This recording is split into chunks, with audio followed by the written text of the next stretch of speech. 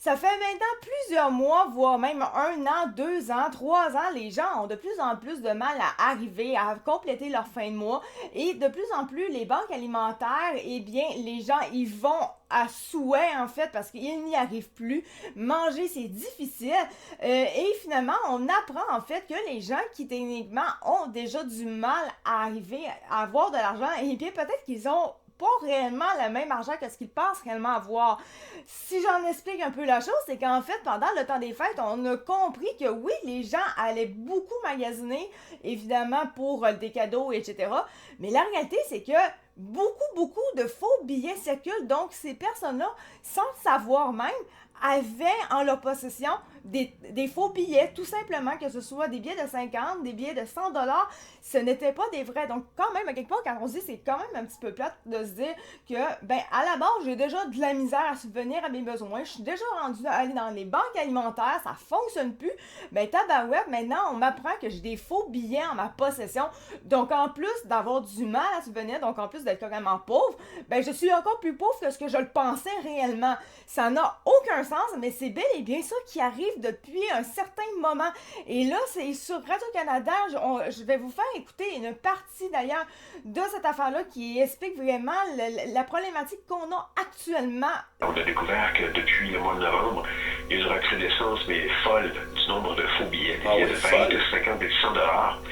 On a vu plus en un mois que toute l'année précédente, là, au complet en 12 mois. Donc, il y a vraiment une arrivée folle de billets qui sont malheureusement extrêmement bien faits. On a quand même des billets qui sont, vous avez déjà vu, on peut regarder nos billets, là, c'est des filtres plastiques et des hologrammes, mais on est rendu là. Donc, c'est un peu pourquoi on sonne beaucoup la sonnette d'alarme. Toute la question du vol, la fraude, la cybercriminalité, des faux billets, c'est en explosion depuis 5 ans. Ça a doublé depuis 5 ans. Là, les pertes dans les magasins en vol. La fraude est importante, mais là, avec l'arrivée des faux billets, en particulier depuis un mois, là, on demande à tout le monde d'être extrêmement vigilant. Et là maintenant, si vous voulez savoir si vos billets sont des vrais billets, eh bien, il y a une façon de le faire, mais c'est pas toujours évident, mais ça se fait quand même. Il n'y a pas beaucoup de trucs. Hein? Comparez les billets qu'il y a dans votre portefeuille. Si vous en voyez un qui a moindrement une différence, ou moindrement vous avez un doute, autant la Sûreté du Québec qui a une centrale d'information criminelle ou votre police locale qui a des départements qui sont dédiés à ça. Parce que le billet, il faut le rappeler, là, au grand public, le billet, même s'il est bien fait, il n'a aucune valeur.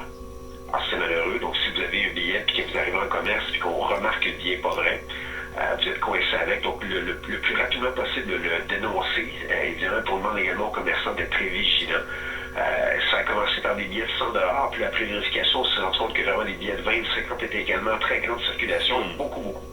Donc voilà, fait que finalement, c'est quand même très plate de se dire qu'à quelque part, c'est difficile d'avoir de l'argent depuis un certain temps. Et l'argent, on a beau travailler très fort pour l'avoir, ben on se rend compte que finalement, on a travaillé fort pour avoir des billets qui finalement ne valent absolument rien. C'est décevant, vraiment, c'est dégueulasse.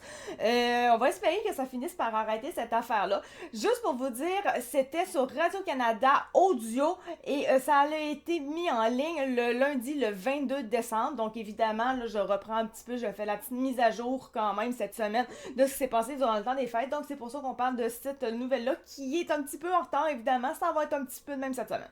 Donc merci beaucoup de m'avoir écouté. C'était ActuCat de True Fact et on se retrouve pour une prochaine vidéo. Merci. Ciao, bye!